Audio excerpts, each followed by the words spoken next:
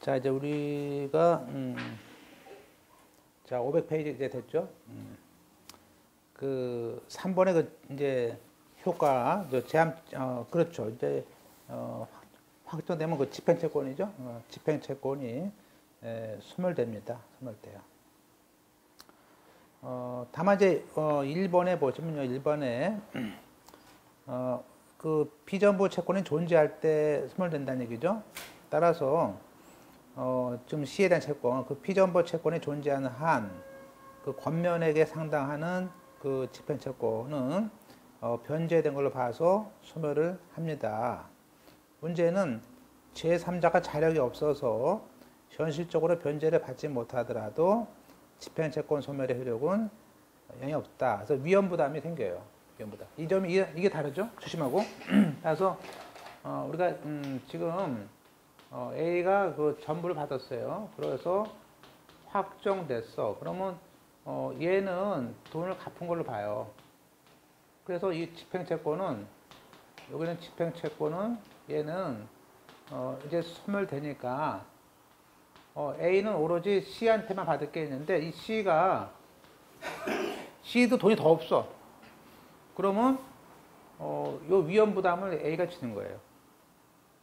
그죠? 그래서 전부 명령은 이렇게 추심과 달리 그래서 요것 때문에 대부분 이제 법무사가 이게 확실한 채권자가 아니면은 함채무자가 전부를 안 하죠. 그래서 위험 부담이 있다.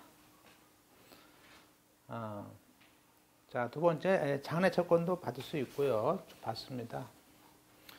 자, 그러면 다음 페이지에 그렇지만 이제 예외로 3번에 그 C의 채권, 피전부 채권이 아예 없다. 처음부터 없다면요, 존재하지 않았다면은, 그건 실체상 무효니까, 집행채권은 소멸의 효과가 생기지 않습니다. 그래서, 1항에 피전부 채권이 존재하지 않은 때라는 것은, 피전부 채권이 처음부터 존재하지 않은 것은 물론이고, 전부 명령 송달할 당시에, 이미 C가 줬어요. 그래서 이미 소멸했다든지, 또는 전부 명령 송달 이후에 취소라든지 계약을 해제해서 또는 상계를 해서 소급해서 소멸됐을 때도 포함된다. 그러니까 피전부 채권이 소급해서 소멸했다면은 일단 소멸했던 집행채권은 소급해서 부활을 합니다. 그래서 이게 아예 이 채권이 아예 부존재하다. 그럴 때는 이 채권이 소멸이 된다. 소멸했던 것이 부활한다. 그 얘기죠.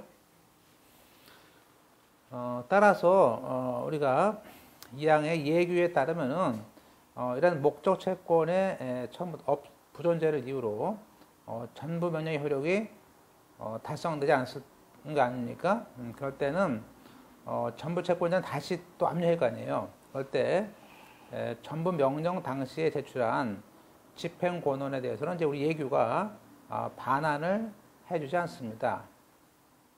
그래서 그때는 피전부 채권의 부존재 확인해서라든지 해서 그 판결문에 있는 정보를 다시 집행을 하는 것이죠.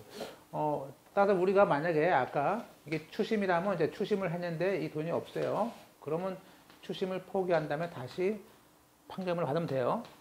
되는데 이번엔 전부 명령 같은 경우는요, 이게 돈을 줬대 벌써. 그러면요, 이때는 판결문을 받아야만이 다시 집행할 거 아니에요? 근데 판결문을 안 주고 어떤 증명을 하라는 얘기예요. 그게 뭐냐면 이 채권이 없다는 증명을 해야만이 판결문을 돌려줘요. 그래서 그걸 다시 집행할 수 있죠. 그래서 그것은 결국에는 A는 C를 상대로, 자, A가 C를 상대로 뭐예요? 소송을 하고 그때 이 전부금 소송을 해서 그러면 채권이 없으니까 줄 게 없죠. A가 패소하죠. 이 판결문을 가져가면은 다시 준다는 얘기겠죠.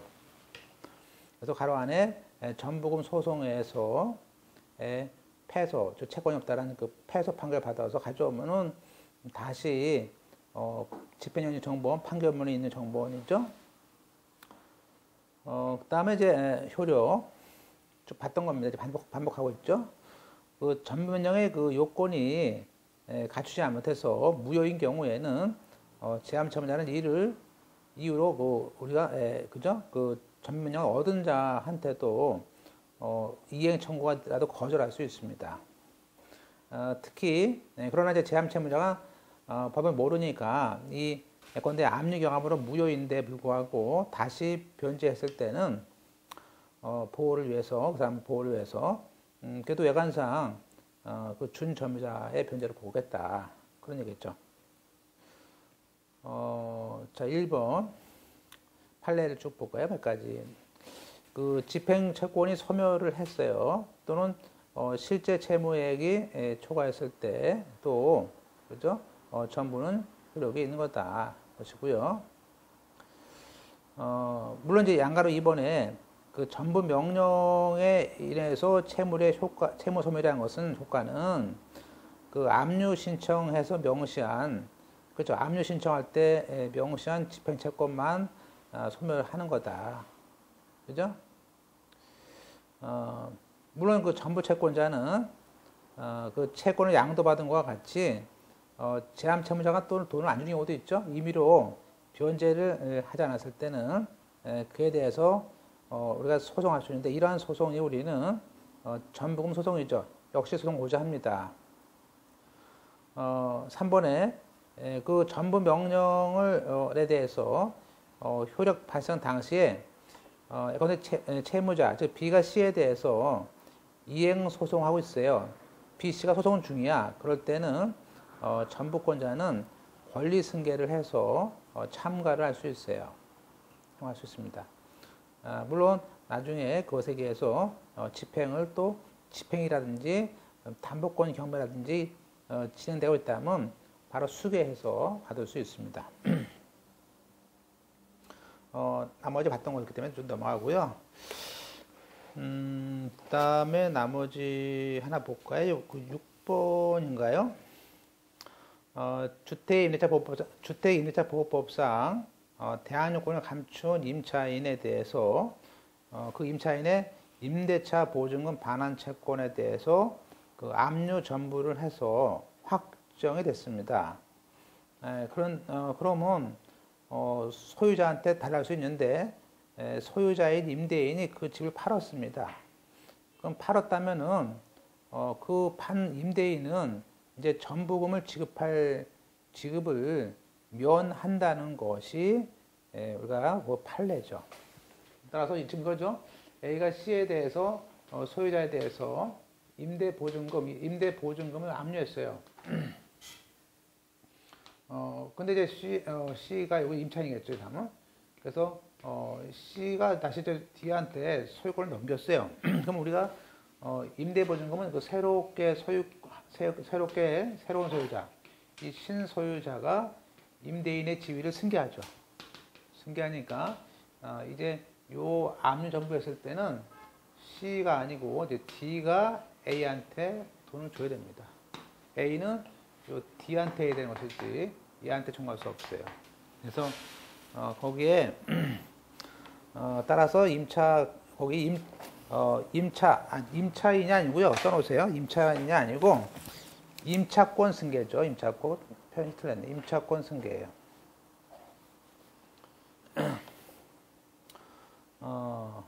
자, 그래서 기출문제 쭉 봤듯이 맨 밑에 있어요. 맨 밑에 그 임대인은 더 이상 이제 임대인이죠. 그 임대인은 더 이상 전부금의 지급 의무를 부담하지 않고 써놓으세요. 새로운 소유자가 보증금을 그죠? 반환 의무를 집니다.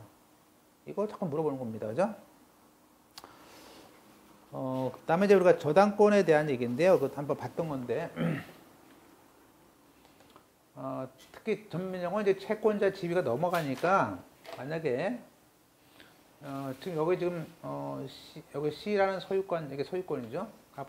갑구가 있고 이거 있어요. 이 C라는 소유권자란에 여기 B가 지금 저당권이 이렇게 있어요. 그럼 얘는 지금 이 저당권에 대한 채권을 압류했죠. 압류한 다음에 일단 압류를 해요. 하고 1-1이죠. 다시 1- 해가지고 뭐죠? 나중에 그 전부 명령을 의해서 뭐죠? 이전 등기를 촉탁을 해요. 그러면 이제 요 저당권 B가 B에서 A로 오죠. 저당권의 지위가 이제 B에서 A로 오잖아요. 의구에. 그러면 이제 한마디로 이 채권이 넘어가니까 저당권도 넘어가는 거죠. 그래서 이렇게 이전 액으로 오는 것을 알 수 있어요. 그래서 얘가 경매 오면 되겠죠. 그래서 거기에 1번에 그 저당권이 있는 채권에 대해서 전부 변형이 확정됐어요. 그러면 법원에다가 신청을 합니다. 어떤 신청을? 채권자 앞으로 저당권 이전 등기 및 그 압류 등기 말소를 촉탁을 합니다. 그래서 일단은 이걸 말소하고 이전 등기 해주세요라고 촉탁 신청을 한다는 거예요. 물론 이 신청할 수 있는 사람은 그 전부 채권자도 할 수 있고 그 일반 승계인도 될 수 있고요. 물론 또 전부 채권자가 양도했다면 그 양수인도 이전 등기 촉탁 신청을 할 수 있습니까? 근데 거기에 일반 승계인만 할 수 있다는 것을 알 수 있고요. 그 다음에 두 번째, 저당권에 대한 이전 등기 촉탁할 때는 당연히 그 전부 명령 정본을 붙여서 그러니까 촉탁 신청하는 것이고, 그러면 이제 문제는 뭐냐면요. 이런 문제가 생겨요. 만약에 여기 A1이, 자, A1이 지금 우리가 C한테 그 전부 명령을 송달했어요. 송달. 그래서 9월 5일 날 한 거예요. 그래서 이제 일주일이 지나서 다시 뭐죠? 확정이 됐어요. 그러면 뭐예요? 그러면 당연히 이제 B에서 A로 저당권 이전 등기를 해줘야죠. 그런데 만약에 우리가 이 송달보다 그 먼저 다른 사람들이 이게 압류가 들어올 수 있잖아요. 그래서 이때는 내 앞에 아무런 압류가 없다라는, 즉 경합이 없다라는 증명서를 내야지만이 등기를 해줘요. 이렇게. 그죠? 그래서 거기 보시면 언더라인에 압류 조건에 대해서 전부 명령이 그 C한테 송달될 때까지 다른 압류나 가압류가 없다는 증명서를 제출을 하라는 것이 규칙에 있는 거예요. 그죠? 그런데 사실은 뭐죠? 근데 문제는 뭐냐면 그렇게 없다는 증명은 누가 해야 돼요? 그건 C가 알 수 있잖아요. 얘는 모르잖아. 그래서 얘는 알 수 있죠. 얘가 C 앞에, A 앞에 또 누가 들어왔는지 알 수 있거든요. 그래서 거기에 만약에 그런 것이 제출되기 어려운 사정이 있을 때는 누가 제함 채무자가 그 전부가 송달될 때까지 다른 압류, 가압류가 없다는 그 진술 신청을 해달라고 법원에다가 같이 촉탁 신청을 합니다. 그래서 그래도 아무 말도 안 해. 그러면 제함 채무자를 나오라고 해가지고 불러가지고 해야 돼요. 피곤하지만, 그러니까 할 수는 있는데 끝까지 안 나오면 더합니까? 끝까지 안 나오면 곤란해요. 그죠? 이렇게 해서 우리가 이전 등기 촉탁 신청을 이제 하는 것을 알 수 있어요. 그리고 이제 그 전에 있던 압류 등기는 말소하죠? 필요 없으니까 이 압류는 말소합니다. 자, 그래서 우리가 결국에는 하는 것이고, 끝으로 우리가 이번에 우리가 출시나 전부는 이제 절차법상 특히 전문용어는 뭐죠? 일주일 안에 즉시 항고를 해야 됩니다. 특히 우리가 채권자에 대한 각하나 계약했을 때도 고지하고 즉시 항고할 수 있다는 것을 알 수 있고요. 그러면 이때 항고할 수 있는 사람은 전부 변형에 대해서 자기의 정당한 이익을 침해당한 사람이 누가 할 수 있을까요? 채무자나 제함 채무자나 제함자, 즉 다른 압류한 사람들이 그 전부에 대해서 즉시 항고할 수 있습니다. 요즘에 그 추심이나 전부에 대해서는 판사가 아니고 소 같은 경우는 그 합법 보좌관이 해주니까 이때는 즉시 항고를 하지 말고 사법 보좌관이 한 거에 대해서는 1단계로 이의신청을 하면 됩니다. 이의신청. 즉시 항고의 사유는 뭐 압류가 무효다, 취소다, 또 권면액이 없다, 경합이 아니다 등에 대한 무효나 취소의 사유를 드는 거예요. 그러니까 뭐 채권이 없어졌다, 또 채권이 이런 것들은 그런 실체상 이유로는 즉시항고를 하면 안 되는 겁니다. 그죠? 또 전면형이 우리 그때 배웠죠? 전면형 자체가 무효가 되면요, 경함으로 무효가 되면은 즉시항고를 해야 되는데 즉시항고를 하지 않고 있으면 그 나름대로 재판의 효력은 있습니다. 그죠? 그래서 그렇지만 나중에 그 무효를 또 주장할 수 있는 것이죠. 우리가 아까 봤듯이 뭐죠? 이 집행 정지에 따른 그 즉시항고가 있습니다. 우리가 전부 명령이 있었어요. 있은 다음에 그 집행 정지라든지 또 이제 채무자가 돈을 갚았다든지 또 기한 유예라는 걸 내서 즉시항고를 합니다. 그러면 그 항고 법원은 물론 취소하는 경우를 제외하고는 일단 집행 정지로 인해서 그 항고에 대한 재판은 정지를 하라는 것이 229조 8항이죠. 그죠? 그때 있었죠? 그래서 지금 이런 얘기예요. 자, A가 지금 7천만 원에 대해서 A가 그 전부 명령을 받아서 확정이 됐어요. 그죠? 됐어요.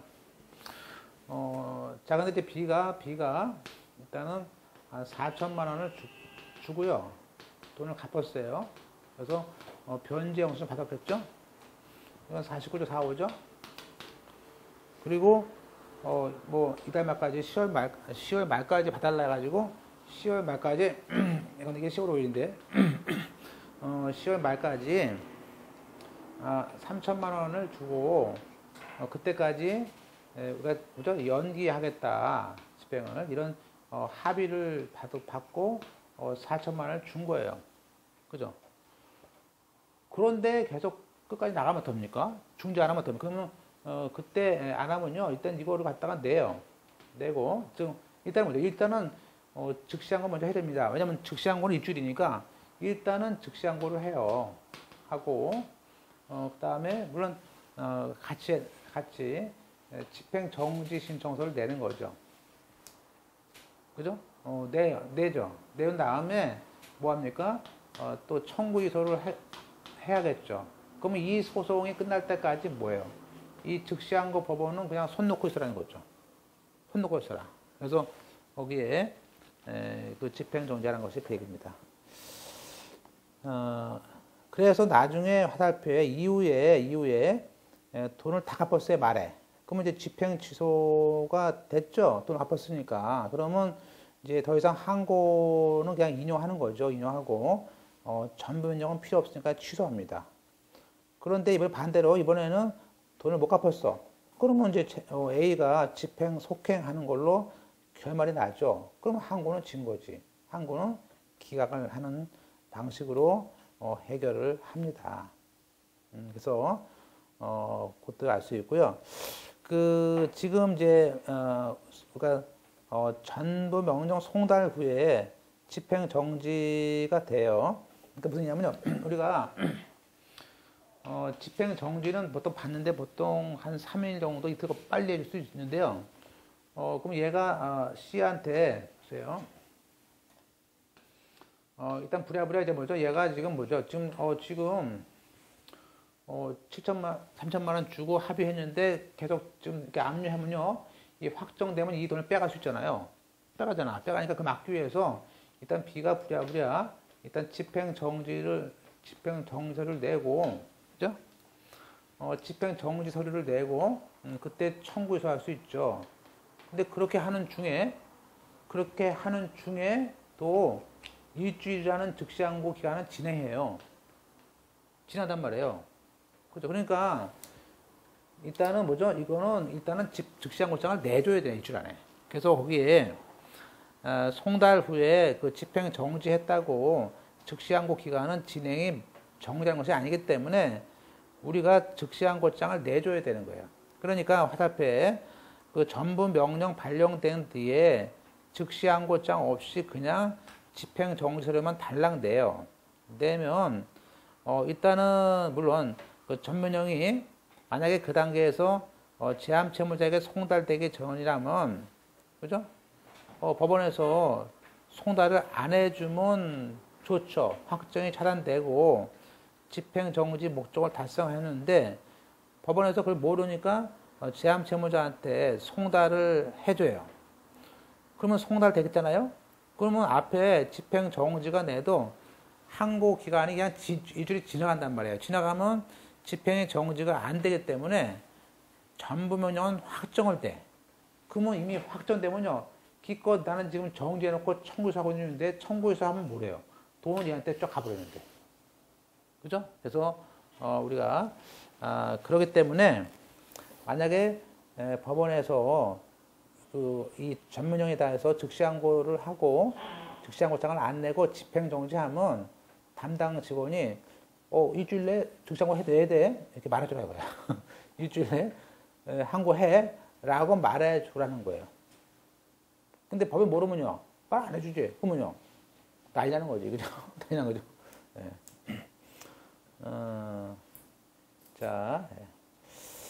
자, 그 몇 개만 보고 이제 조금 마치겠습니다. 전부 끝나는 거죠, 지금? 분위기가, 그죠? 우리가 이제 판례, 그 압류전부에 대해서 그 제암채무자의 전부 대상인 채권, 제암채무 채권이 아예 없다. 그렇죠. 없다는 이유로서는 불복할 수 없습니다. 그 나중에 이제 그 전부 소송을 한 것이죠. 요 판례를 자꾸 물어보는 것 같은데요. 제가 실무할 때도 법무사분들이 많이 물어봐요. 이건 이제 전화를 하면 거의 내가 가끔 한 3개월에 한 번씩 받는 것 같아. 지금 이거 왜 물어보냐면 이런 것 같아. 보세요. 우리가 A1이 지금 A1이 이게 지금 1억이에요. 1억인데 A1이 7천만 원 해요. 그리고 A2가 어차피 7천만 원이에요. 그럼 경합이죠? 이미 이거 초과했잖아. 채권자 경합이에요. 다 줄 수 없죠? 압류 경합되는 바람에 돈 줄 수가 없어. C가 1억 가지고. 자, 그런데 C가 가만히 있고 있는데 이 C의 법무사예요. 법무사가 있다 이거예요. 근데 지금 얘는 가만히 있는데 지가 뭐 소송을 해가지고 얘가 전부금 달라고 그래요. 안 주니까 전부금 소송을 해. 그래서 얘가 7천만 원 달라는 소송을 하죠. 해가지고 이 판결문이 7천만 원 주라고 나와요. B고 C는 A에게 줘. 판결문이 나왔어요. 자, 나오니까 이제 C는 법무사한테 얘기하는 거지. 그러면 내가 7천만 원을 얘 주면 되는 거 아니냐? 얘를? 그랬더니 또 이쪽에 하는 얘기가 뭐냐면, 7천 주면 뭐래? 1억 줘야지. 경합이면 1억 줘야 되는 거야. 그러니까 얘가, 아니, 전면역은 받을 만큼 받는 거라면서. 그죠? 얘 헷갈리는 거야. 그래서 헷갈려서 공탁 같은 거 이때 공탁을 하고 싶어. 근데, 이때 얼마 해야 되느냐? 그럼 7천만 원 해야 됩니까? 더 해야 됩니까? 근데 결론은요, 압류 경합이니까 전부 압류가 된 거예요. 전액을 다 해야 돼요. 1억을. 그러면 모자라면 공탁 안 될 수도 있죠. 그죠? 그래서, 일봉탁 안 되지 않습니까? 그래서, 우리가, 그때는, 전액이다. 한번 볼까요? 거기 그 압류 경합 당사에서 일부, 이건 추심에 대한 판결문을 받았어요. 그러면, 제암 채무자에게 왜냐면 그 판결문에 있는 돈을 줘야만이 집행을 막을 거 아니에요. 자기도, C가. 그러면 그 판결문에 있는 돈에 대한 집행을 정지하기 위해서 공탁금을 얼마 걸어야 될까요? 물어보면요. 얼마고요? 전액이에요. 전액. 그죠? 전부 다 해야 됩니다. 그죠? 그게 진짜냐고 물어봐요. 그래서 제가 이거 하도 물어봐가지고요. 법무사한테 진짜냐고 물어보지 말고 아예 그냥 판결문을 보내줘. 답변을 그냥 탁 찍어서 탁 보내줘. 사건 물어보면 탁 보니까 판결, 판례가 있네?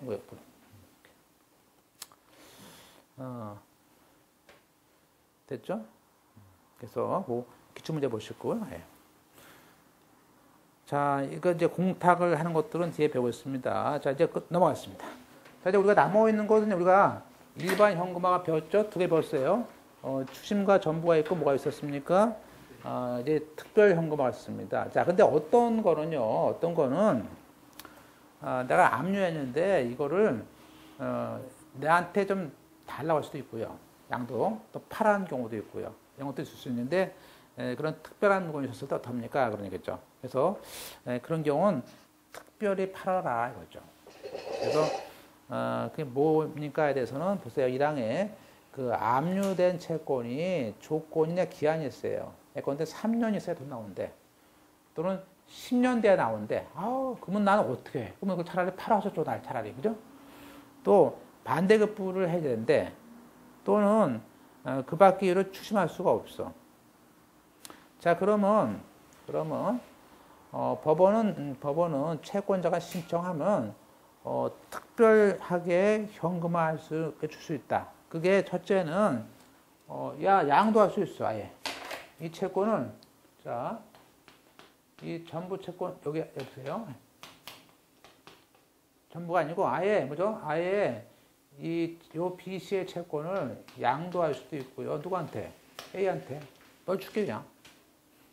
앞으로 5년 있다 나오거든. 이거 줄게, 널 줄게 이렇게. 그것도 좋죠. 돈 받으면 자기도 돈 이용할 수 있잖아 이렇게. 또 뭐죠? 매각 이걸 팔 수도 있고요. 팔 수도 있죠. 예컨대 얼마 전에 그 권총 같은 거 이렇게 있잖아요. 권총 뭐 사고 난 거. 그 사람이 피해 보상하기 위해서 만약에 그러면 권총에 대해서 압류했어. 그럼 권총을 아무 데나 팔 수 있어요? 일반 이게 특별한 거만 국가 받은 지 이렇게 팔아야겠죠. 그렇다고 버릴 수는 없잖아. 그래서 누구한테 매각해야지. 이건 그냥 은밀히 할 거야. 뭔가 이제 그죠? 그 업자가 또 있을 거 아니야. 업자가. 그래서 양도나 매각이 있을 거 있죠. 그다음에 또 뭐가 있죠? 관리할 수도 있죠.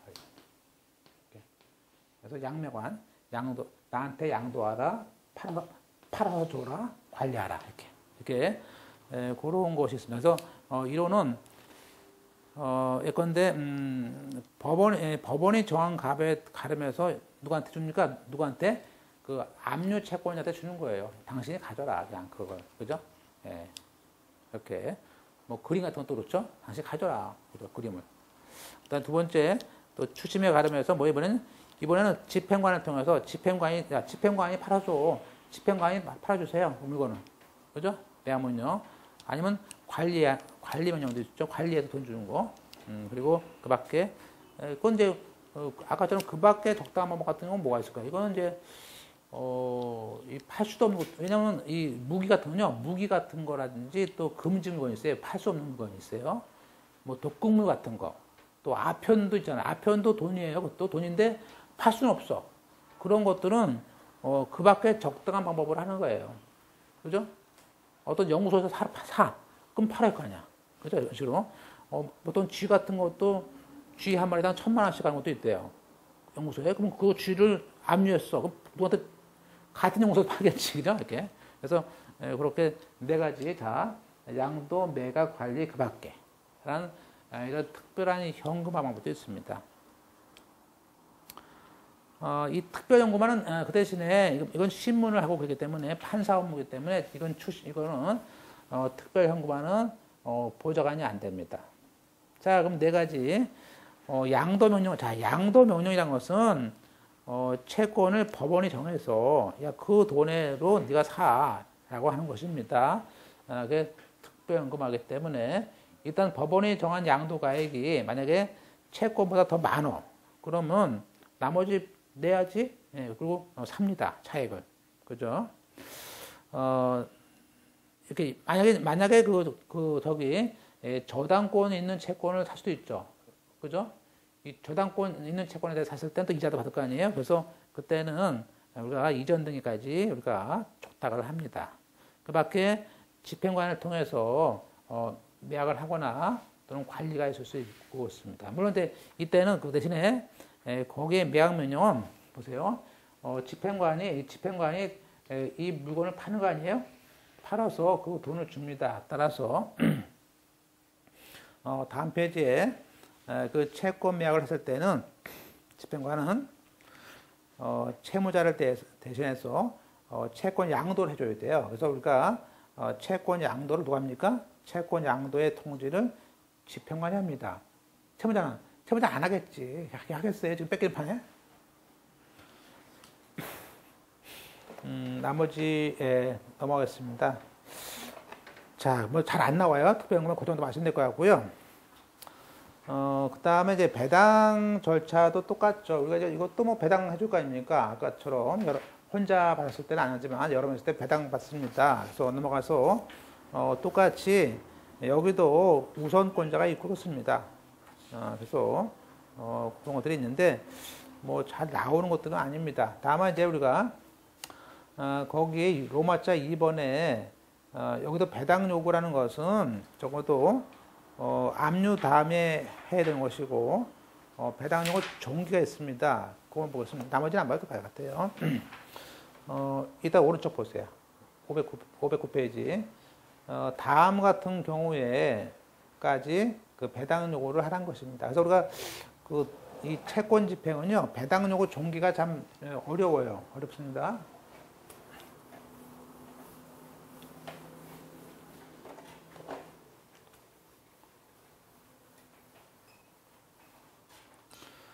일단은 예를 들어볼까요? 이제 공탁을 아마 다음 주도 아마 다음 달부터 배웁니다. 2주에 배우는데, 우리가 이제 A1이 압류를 하거나 뭐 추심 똑같아요. 추심하고. 자, B에 대해서, BC에 대한 채권에 대해서 그 압류 명령을 얘한테 그 송달이 됐어요. 자, 그러면, 예컨대 얘가 7천만 원에 대해서 압류했습니다. 근데 1억이에요. 그러면 이 사람은 요 7천만 원만 7천만 원을 공탁할 수도 있고요. 또는 줄 수도 있고요.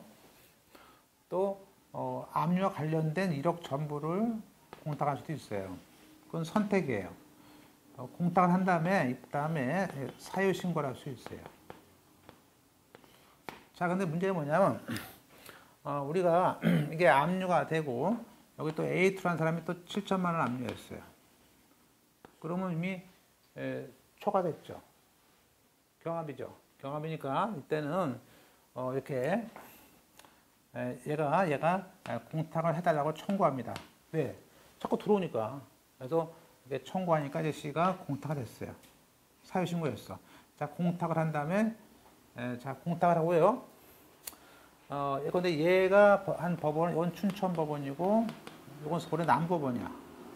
그러면 이 공탁을 한 다음에 이 사유신고는 어디다 하냐면요. 사유신고는 제일 먼저 도달된 법원에 하는 거예요. 그래서 춘천법원에다가 우편으로 이런 압류로 나는 공탁합니다 하고 보내. 그래서 사유신고가 됐어요. 그게 7월 9일이야. 그러면요. 이렇게 공탁을 하고 사유신고가, 요 사유신고 하는 게, 우리가 얘기하는 배당 요구의 종기예요. 그러니까, 요때까지 들어왔던 A1하고 A2는 돈을 받지만, 이 사유신고한 7월 9일 다음날 들어온 뭐 A3나 A4는 돈을 받을까 못 받을까? 못 받죠. 이게 배당 요구 종기예요. 그래서 우리가 채권은 다음 페이지 보시면요. 이게 조문이 있습니다. 그래서 우리가 금전 채권 집행의 경우에는 오른쪽에 채권자 경합을 할 때 제함 채무자가 248조에 따라서 그 유명한 그 집행 공탁을 하고 사유 신고하기 전까지 그죠? 그 배당 요구 해야지 그 뒤하면 못 받는다는 얘기예요. 그러니까 사유신고가 배당 요구 종기고, 그 얘기는 이번엔 반대로 얘가 돈을 줬어요. 얘가 돈을 줬어. 1억을. 그러면 얘가 뭐죠? 얘가 혼자 다 갖지 못하죠. 이때 이 추심권자가 이렇게 경합이 있으면요. 이 사람이 돈을 받아가지고 다시 자기 법원에 가서 추심 신고를 하면서 뭐예요? 공탁을 해요. 그러면 예컨대 이게 9월 5일날 했어. 늦게. 그러면 한 11월 달쯤 되면요. 한 2개월 후에 11월 한 뭐 10일쯤 되면요. 그때 배당기일이 잡혀요. 그렇지만 얘가 추심에 따른 공탁을 하고 사유신고하면 그때가 또 배당 요구 종기야. 그래서 이번에 추심을 했을 때는, 자, 첫째, 추심을 했을 때는 추심 신고 시까지다 이거예요. 또 특별연금할 때는 돈을 낼 때까지고, 또 4번에 그 전면, 그죠? 전면령은 뭐냐? 자 보세요. 4번은 왜 그렇습니까? 4번은 우리가 배웠어요. 전면용은 제함 채무자의 송달되기 전까지 압류나 배당 요구를 해야 됩니다. 송달된 후에는 왜? 걔가 다 가져가니까. 무조건 있으니까. 그래서 우리가 이렇게 우리가 사유 신고하거나 돈을 추심하거나 그죠? 돈이 들어오거나 또는 전부가 송달 때까지 네 가지 경우 때까지가 제일 중요해요. 물론 이제 동산을 팔아가지고 돈을 낼 때까지 배당 요구를 해야 되고요. 돈이 내고 하면 안 되니까. 또 나가서 셋째 줄에 참고로 보세요. 여기 각종 인도라든지 권리 이전에 대해서 경매라든지 관리가 들어왔을 때도 우리가 그때도 각 규정에 따른 배당 요구 종지가 또 있는 겁니다. 하여튼 중요한 것은 이제 보세요. 어떤 물건을 팔아서 돈을 내기 전까지, 그렇죠. 돈을 내놓기 전까지, 항상 그때까지 뭐 해야 됩니까? 그때까지 배당 요구를 해야 됩니다. 자, 끝으로 개별적 수입 채권에 대해서 압류할 때는 우리가 변제가 도래한 채권만 추심했을 때는 일단 받은 집행 채권 다 못 받더라도 미달되더라도 받은 만큼 신고하고 이 추심 신고를 하는 이유는 추심 신고 후에는 다른 사람의 배당 요구가 차단되니까 그 돈을 다 받을 수 있죠. 좀 줬다가 재판을 좀 보겠습니다.